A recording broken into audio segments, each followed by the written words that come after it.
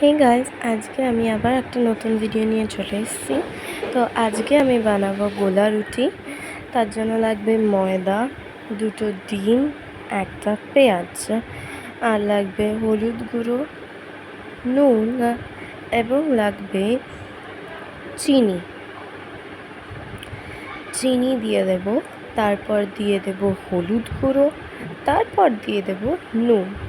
তারপর যে দুটো ডিম ছিল সেই ডিম দুটোকে দিয়ে দেব। ডিম দুটোকে দেওয়ার পর পেঁয়াজটাকে কুচি কুচি করে কেটে নিতে হবে।